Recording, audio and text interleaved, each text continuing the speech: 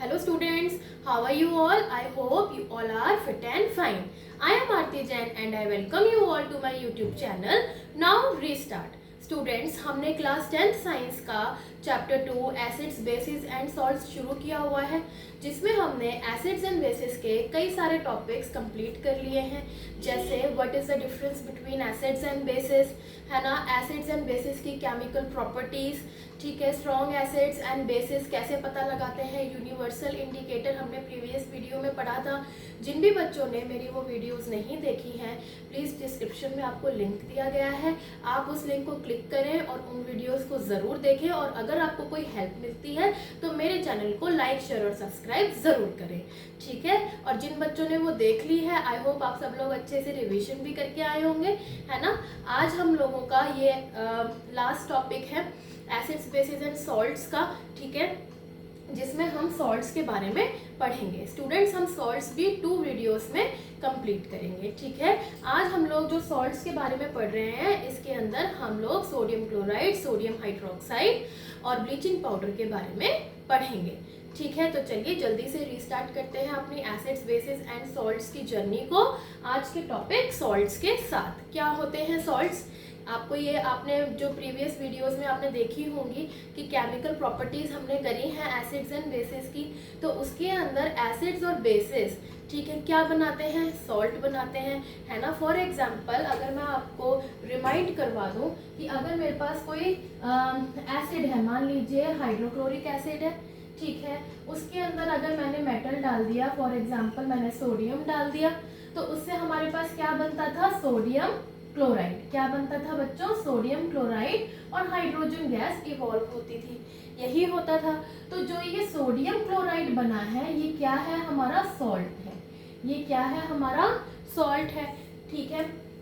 इसी तरीके से अगर मैं बेस लूँ, जैसे कि मैंने बेस लिया सोडियम हाइड्रोक्साइड, अगर मैंने उसके अंदर एक मेटल डाल दिया, फॉर एग्जांपल मैंने जिंक डाला, तो क्या बनता था? आप सब लोगों को पता ही होगा जिन्होंने अच्छे से ये लेसन को देखा है ना। Sodium zincate. क्या बनेगा? सोडियम जिंकेट और हाइड्रोजन गैस इवॉल्व होगी, ठीक है। तो ये सोडियम जिंकेट भी क्या है? आपका सॉल्ट है। मैंने इस रिएक्शन को इम्पोर्टेंट बताया था कि ये वाला प्रोडक्ट ज़्यादातर बच्चे भूल ही जाते हैं, है ना। तो चाहे एसिड हो चाहे बेस हो, तो हमने उससे क्या बनाने सीखे थे? सॉल्ट्स बनाने सीखे थे, ठीक है। अगर मैं दूसरा कोई एसिड लूँ, फॉर एग्जांपल मैंने सल्फ्यूरिक एसिड लिया, उसमें सोडियम डाला, तो क्या बनेगा? सोडियम सल्फेट बन जाएगा, ठीक है। सोडियम सल्फेट बन जाएगा, ये भी क्या है? एक सॉल्ट है, ठीक है। अगर मैंने इसके अंदर फॉर एग्जांपल HCl लिया और मैंने इसके अंदर पोटेशियम डाल दिया सोडियम की जगह, तो क्या बन जाएगा? पोटेशियम क्लोराइड और हाइड्रोजन निकल जाएगा, ये भी एक सॉल्ट होता है ना। तो कुल मिलाकर हमारे पास एसिड्स एंड बेसिस से क्या बनते हैं? सॉल्ट बनते हैं। आपस में एसिड और बेस भी रिएक्ट करवा दे, तो अगर हमारे पास एक एसिड है और एक बेस है, तो भी हमारे पास क्या होता है? न्यूट्रलाइज होके एक सॉल्ट बन जाता है और वाटर निकल जाता है, ठीक है। तो ये भी हमने पढ़ा था। तो इन सभी रिएक्शंस में आप देख रहे हैं सॉल्ट्स बन रहे हैं ना, ठीक है। तो इन चीज़ों को हम सॉल्ट कहते हैं, जिसके अंदर आपके नेगेटिव आयंस और पॉजिटिव आयंस होते हैं। ज़्यादातर ये एक दूसरे को न्यूट्रलाइज करते हैं, ठीक है। ये एक आयनिक कंपाउंड्स होते हैं, ठीक है। These are the ionic compounds, ठीक है। अब इसके अंदर हम ये देखते हैं कि NaCl लूँ और अगर मैं KCl लूँ, तो ये दोनों जो है क्लोराइड फैमिली को बिलोंग कर रहे हैं, ठीक है। तो ये हम कह सकते हैं कि NaCl and KCl belongs to chloride family, ये चीज़ समझ में आ गई। इसी तरीके से अगर मैं NaCl ले लेती हूँ और Na2SO4 ले लेती हूँ, ठीक है। NaCl एंड Na2SO4 ये किसको बिलोंग करेंगी? कौन सी फैमिली को बिलोंग करेंगी? Belongs to sodium family. तो ऐसे ये फैमिली ऑफ जो है सॉल्ट्स होती है, ठीक है। फैमिली ऑफ सॉल्ट्स भी होती है, जिसमें सोडियम फैमिली अलग है, क्लोराइड की फैमिली अलग है, ठीक है बच्चों। तो आई होप इतना अब आपको समझ में आ गया होगा, ठीक है। तो लिखते हैं सॉल्ट्स की डेफिनेशन को। सॉल्ट्स क्या होते हैं? These are the ionic compounds. लिखिए सॉल्ट्स की डेफिनेशन को लिखिए। These are the ionic compounds these are the ionic compounds formed by the neutralization reaction. ठीक है, न्यूट्रलाइजेशन रिएक्शन होता है किसके बीच में? Neutralisation reaction between acids and bases. ठीक है, एग्जाम्पल आप दे सकते हैं. फॉर एग्जाम्पल अगर मैं HCl में NaOH डाल दूं, ठीक है, जो कि एक एसिड है और ये एक बेस है, तो हमारे पास क्या आ जाएगा? सॉल्ट बन जाएगा. ठीक है बच्चों, ये चीज समझ में आ गई. ठीक है, अब इसी तरीके से जैसे हमारे पास strong acid, strong base, weak acid, weak base होते हैं, ऐसे ही हमारे पास सॉल्ट भी 3 तरीके के होते हैं. एक होते हैं न्यूट्रल, एक होते हैं एसिडिक और एक होते हैं बेसिक. ठीक है, तो सॉल्ट भी हमारे क्या होते हैं? 3 तरीके के होते हैं. ठीक है, तो हम लिखेंगे जल्दी से.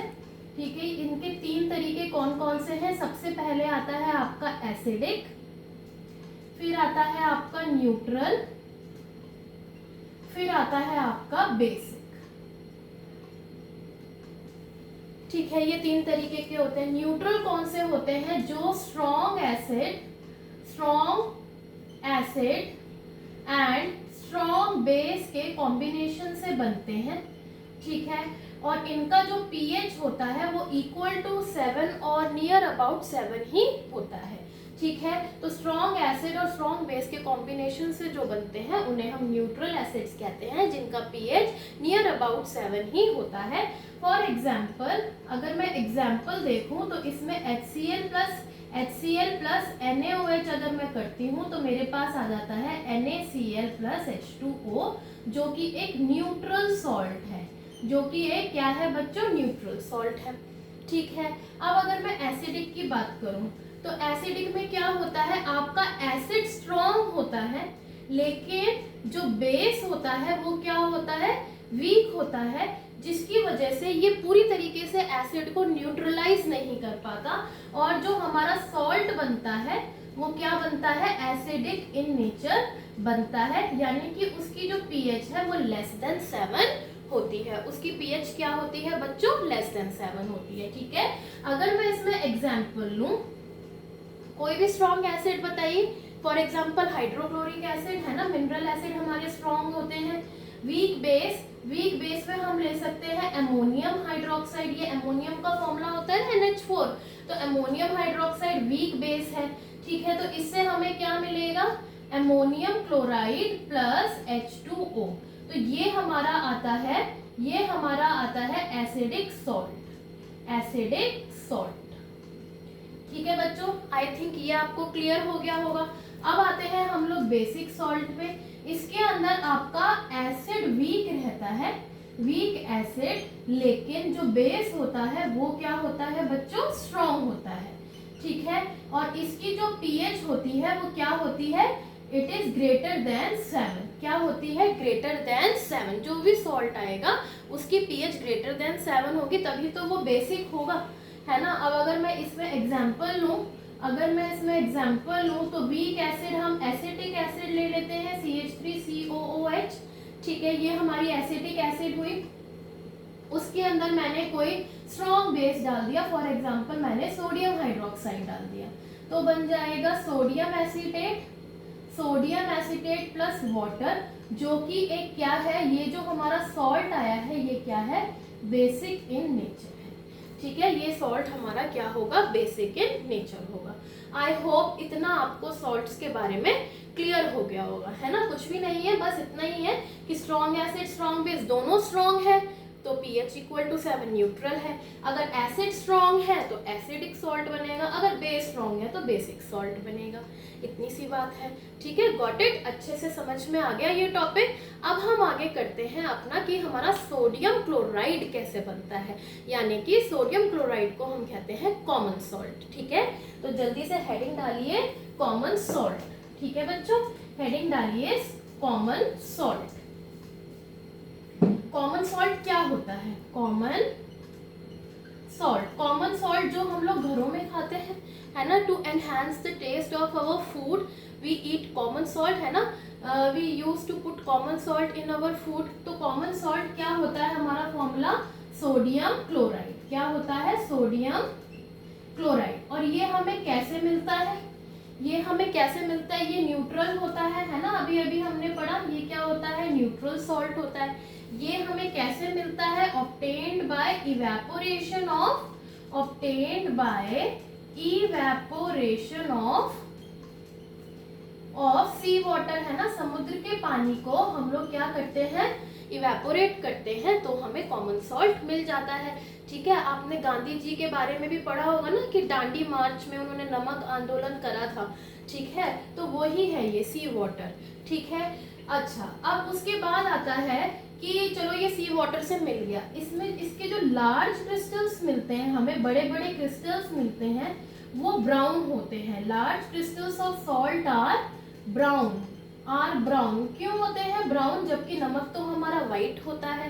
क्यों होते हैं, due to impurities, due to impurities, क्योंकि अभी उसके अंदर क्या होती है, इम्प्यूरिटीज होती है। ठीक है, सच सॉल्ट इज कॉल्ड, उस सॉल्ट को हम क्या कहते हैं, such salt is called rock salt, उसे हम कहते हैं बच्चों रॉक सॉल्ट कहते हैं। ये चीज क्लियर हो गई, ये चीज क्लियर हो गई। ठीक है, अब अगर हम इसका रिएक्शन भी हम लोग लिख सकते हैं। अगर हम इसका रिएक्शन लिखें तो अभी तक मैं आपको पता नहीं कितनी बार लिखवा चुकी हूँ, ये HCl plus NaOH gives NaCl plus H2O। इस रिएक्शन से भी हमें सोडियम क्लोराइड मिल जाता है। ठीक है, अब बात आती है कि जब हम सोडियम क्लोराइड की इलेक्ट्रोलिटिक डीकम्पोजिशन करवाते हैं तब हमें 3 मटेरियल मिलते हैं।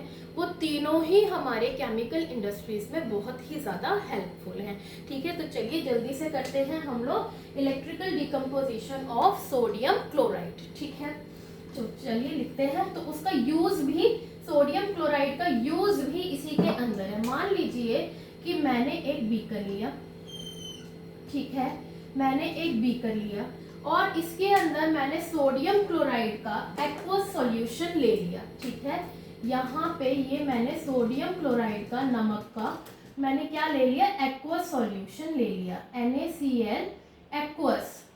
ठीक है, जिसको हम कहते हैं ब्राइन, जिसको हम क्या कहते हैं बच्चों, ब्राइन कहते हैं। ठीक है, अब हम क्या करेंगे, अब हम क्या करेंगे, इसके अंदर 2 इलेक्ट्रोड्स डालेंगे।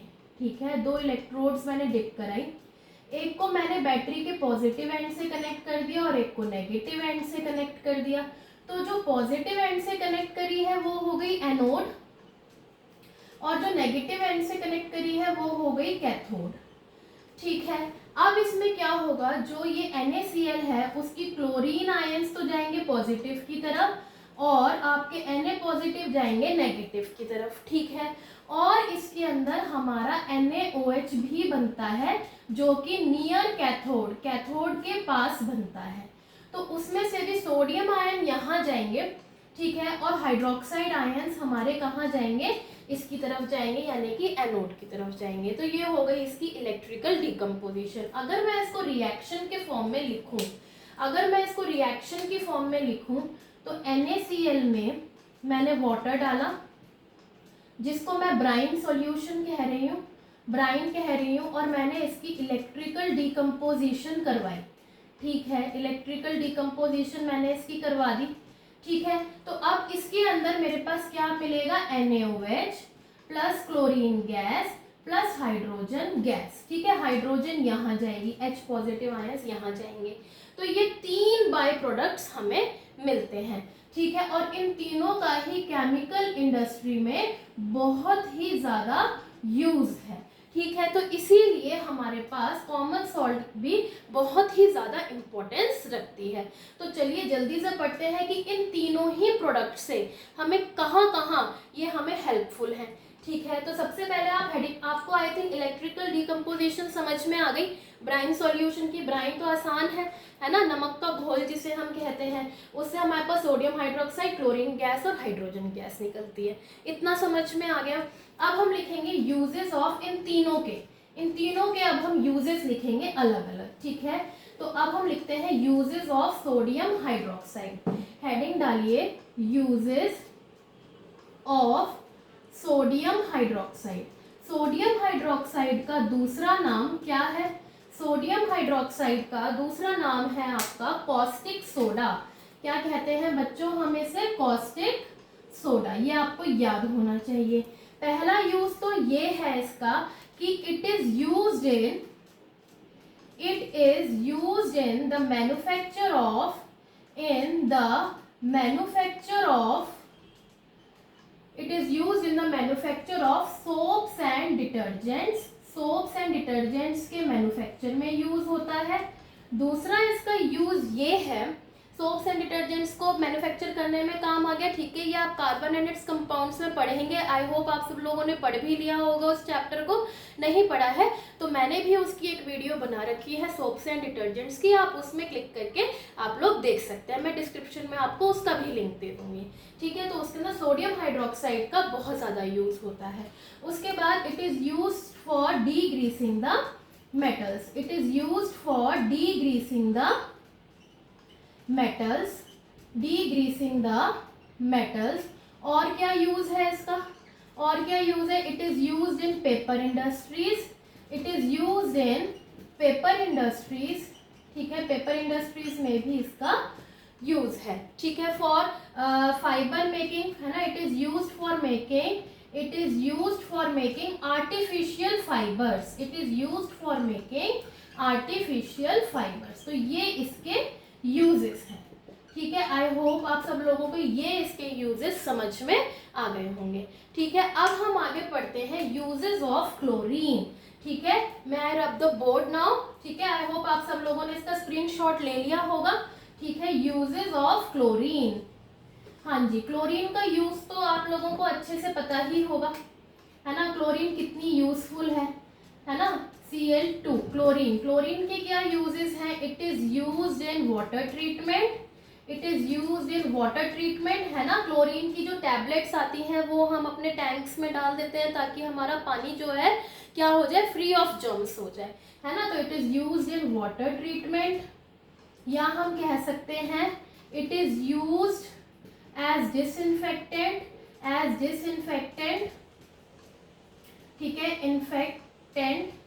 ठीक है, it is used as disinfectant to make water free from germs. To make water free from germs.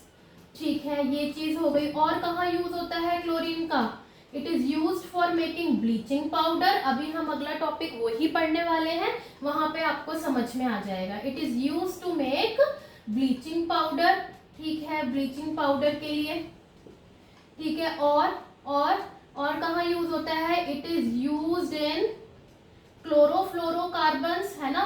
Chlorofluorocarbons को हम लोग शॉर्ट में CFCs भी बोलते हैं, जो कि ये गैस होती है जो कि रेफ्रिजरेटर्स में भरी जाती है ना। रेफ्रिजरेटर्स यानी कि जो हमारे फ्रिज होते हैं घरों में, उसमें ये गैस भरी जाती है, chlorofluorocarbons. I hope chlorine gas के भी अब आपको अच्छे से यूजेस समझ में आ गए होंगे, है ना। वाटर ट्रीटमेंट मतलब ज़्यादातर ये पानी को डिसइंफेक्ट करने के काम में आती है। ठीक है, अब इसका जो थर्ड प्रोडक्ट था वो क्या था? हाइड्रोजन था, है ना। हाइड्रोजन तो आपको पता ही है एज अ फ्यूल यूज होता है ना। वो किस लिए यूज होता है? As a fuel. तो यूजेस ऑफ हाइड्रोजन अगर मैं लिखूं तो हाइड्रोजन गैस का क्या है? पहला use, it is used as a fuel. It is used as a fuel. दूसरा, it is used to make क्या? It is used to make ammonia. Ammonia बनाने के काम आता है, which is used in fertilizers. है ना। फर्टिलाइजर्स जो होते हैं हमारे, उसके अंदर अमोनिया मेन प्रोडक्ट है, और अमोनिया जो है वो हाइड्रोजन से ही बनता है। ठीक है, आई होप अब आपको इनके NaCl से जो हमें 3 प्रोडक्ट्स मिले हैं, NaCl के जो एक्वा सॉल्यूशन है यानी ब्राइन से जो हमें 3 प्रोडक्ट्स मिले हैं, कौन कौन से? कॉस्टिक सोडा, क्लोरीन गैस और हाइड्रोजन गैस। ठीक है, ये जो हमें 3 प्रोडक्ट्स मिले, तीनों के यूज समझ में आ गए होंगे अच्छे से। इसीलिए इस प्रोसेस में, क्योंकि एक हमें एल्कली मिल रहा है बेस और एक हमें क्लोरीन गैस मिल रही है, इसीलिए इस प्रोसेस को हम लोग कहते हैं क्लोर एल्कली प्रोसेस। क्या कहते हैं बच्चों? क्लोर एल्कली प्रोसेस कहते हैं। ठीक है, आई होप इतना आपको क्लियर हो गया होगा। ठीक है, तो चलिए जल्दी से चलते हैं अपने नेक्स्ट टॉपिक पे, जो कि है ब्लीचिंग पाउडर। ठीक है, तो अभी तक हमने जितनी भी चीज़ें पढ़ी, अगर सोडियम क्लोराइड का यूज़ आता है तो सोडियम क्लोराइड देखिए मल्टीपल, एक तो ये हमारी ब्लीचिंग पाउडर में काम आएगा क्योंकि क्लोरीन गैस निकलती है इसमें से, तो ब्लीचिंग पाउडर बनाने के काम आता है। ठीक है, अभी हमने कॉस्टिक सोडा भी बनाने के काम आता है, अभी अभी हमने पढ़ा है ना, ये आप लिख सकते हैं। एक आपका वॉशिंग सोडा बनाने के काम आता है ये, ठीक है, जो हम अपने नेक्स्ट लेक्चर में पढ़ेंगे। और बेकिंग सोडा बनाने के भी काम में हमारा ये सॉल्ट आता है और हमारे फूड के टेस्ट को तो एनहेंस करता ही है। तो ये इसके कुछ यूजेस हैं। ठीक है, आई होप अब आपको ये वाला टॉपिक अच्छे से क्लियर हो गया होगा। तो चलिए जल्दी से चलते हैं अपने आज के लास्ट टॉपिक पे, जो कि है ब्लीचिंग पाउडर। हेडिंग डालिए ब्लीचिंग पाउडर। ठीक है, ब्लीचिंग पाउडर क्या होता है? ब्लीचिंग पाउडर जो है, ब्लीचिंग पाउडर, ठीक है, इसका जो फॉर्मूला है वो है कैल्शियम ऑक्सीक्लोराइड। ठीक है, क्या है इसका फॉर्मूला? Calcium oxychloride. ये चीज समझ में आ गई। ठीक है, ये क्या होता है, इसके कुछ पॉइंट्स लिख लीजिए कि ये एक सॉलिड फॉर्म में होता है, इसका फिजिकल स्टेट सॉलिड होता है, इसका कलर वाइट येलोइश होता है। इसका कलर क्या होता है बच्चों? वाइट येलोइश होता है। ब्लीचिंग का मतलब होता है removal of colour, removal of colour, यानी कि ये जो है चीज़ों पे से कलर को हटा देता है, इसीलिए हम इसे एज अ ब्लीचिंग एजेंट भी कह सकते हैं। क्या कह सकते हैं? ब्लीचिंग एजेंट भी कह सकते हैं। इतनी चीज़ समझ में आ गई है ना। इसको हम लोग क्लोराइड ऑफ लाइम भी बोलते हैं। क्या बोलते हैं? Chloride of lime. क्यों कहते हैं क्लोराइड ऑफ लाइम? हम लोग इसे क्यों कहते हैं? ठीक है, अभी समझ में आ जाएगा। देखो, जो हमारा ये स्लेक्ड लाइम होता है, स्लेक्ड लाइम का फॉर्मूला आपको पता ही है। स्लेक्ड लाइम का क्या फॉर्मूला होता है? Calcium hydroxide. स्लेक्ड लाइम में जब हम क्लोरीन गैस, जो हमें NaCl की इलेक्ट्रिकल डिकम्पोजिशन में मिली थी क्लोरीन गैस, अभी जो डिसइंफेक्टेंट की तरह यूज होती है, वही क्लोरीन गैस हमने स्लेक्ड लाइम में पास करवाई, तो हमें क्या मिल जाएगा? कैल्शियम ऑक्सीक्लोराइड मिल जाएगा। ठीक है, और उसके साथ साथ वाटर निकल जाएगा। ठीक है, तो ये क्या होता है? हमारा ब्लीचिंग पाउडर। ये क्या होता है? हमारा ब्लीचिंग पाउडर, जिसका केमिकल नेम है कैल्शियम ऑक्सीक्लोराइड। ठीक है, तो क्योंकि इसके अंदर ये स्लेक लाइम से मिला है हमें, है ना, स्लेक लाइम में हमने क्लोरीन पास करी है, इसीलिए हम इसे क्लोराइड ऑफ लाइम भी कहते हैं। ये चीज़ समझ में आ गई। इसके बारे में ये सारी चीज़ें समझ में आ गई, इसकी मैन्युफैक्चर कैसे होती है, ये चीज़ आपको क्लियर हो गई। अब हम आते हैं इसके यूजेस पे कि इसका यूज़ कहाँ है, क्योंकि नाम से ही पता चल रहा है कि ये ब्लीचिंग एजेंट की तरह यूज़ होता है ना, रिमूवल ऑफ कलर के लिए। तो ये क्लोथ्स में से कलर निकालने के लिए, या पेपर, जैसे न्यूज़पेपर्स पुराने हो जाते हैं तो उसको ब्लीच करने के लिए ये हेल्पफुल होता है। तो चलिए जल्दी से लिखते हैं यूजेस ऑफ ब्लीचिंग पाउडर। ठीक है, हेडिंग डालिए यूजेस ऑफ ब्लीचिंग पाउडर। ठीक है, यूजेस ऑफ ब्लीचिंग पाउडर। ठीक है, ब्लीचिंग पाउडर के क्या यूजेस हैं? पहला यूज तो ये है, it is used to bleach. किसको ब्लीच करने के काम आता है? कॉटन, यानी कि कॉटन क्लोथ्स होते हैं, cotton and linen in textile industries. In textile industry, जो कपड़ा बनाने की इंडस्ट्रीज होती है, ठीक है, उधर कॉटन और लिनन को ब्लीच करने के ये काम आता है। Okay students. दूसरा, it is used to bleach wood pulp in paper factories. जो पेपर फैक्ट्रीज होती हैं उसमें वुड पल्प को, या फिर पुराने न्यूज़पेपर्स को रिसाइकल करने में, है ना, उनके कलर हटाने में पेपर फैक्ट्रीज में ये यूज होता है। It is used to bleach क्या चीज? It is used to bleach आपका washing clothes, it is use to bleach washing clothes in laundry, laundry में हम कपड़े धोने के लिए देते हैं, वहाँ पे भी as a bleaching agent bleaching powder का यूज करा जाता है। उसके अलावा it is use as an oxidising agent, it is use as an oxidising agent in various chemical industries, in various chemical industries. ये क्या करता है, as an oxidising agent use होता है। ठीक है, आई होप आपको इसके सारे यूजेस अच्छे से क्लियर हो गए होंगे कि ये कॉटन एंड लिनन को ब्लीच करने के काम आता है, वुड पल्प को ब्लीच करने के काम आता है, वॉशिंग क्लोथ्स है ना, जो हमारे क्लोथ्स होते हैं लॉन्ड्री में उसको ब्लीच करने के काम आता है, एज एन ऑक्सीडाइजिंग एजेंट ये हमारा यूज होता है। ठीक है बच्चों, आई होप इतना आपको क्लियर हो गया होगा। तो this ends your today's session. ठीक है, आई होप आपको ये वीडियो बहुत हेल्पफुल लगेगी, है ना। अगर आपको कोई भी हेल्प मिलती है मेरे चैनल को लाइक शेयर सब्सक्राइब ज़रूर करें, बेल आइकन ज़रूर प्रेस करें ताकि आपको मेरी अपकमिंग वीडियोस की टाइमली नोटिफिकेशन मिलती रहे। अगर कोई डाउट आता है please do let me know in my comment section. ठीक है बच्चों, मिलते हैं आपसे इसके अगली वीडियो में जिसके अंदर हम इस चैप्टर को एंड करेंगे। हम लोग उसके अंदर washing soda, baking soda, water of crystallization, ये 3 टॉपिक्स हैं बस हमारे, वो हम कवर करेंगे। ठीक है, तो आई होप आप सब लोग इसका अच्छे से रिवीजन भी करके आएंगे। ठीक है, तो तब तक के लिए खुश रहिए, स्वस्थ रहिए, मस्त रहिए और पढ़ते रहिए। Bye bye students.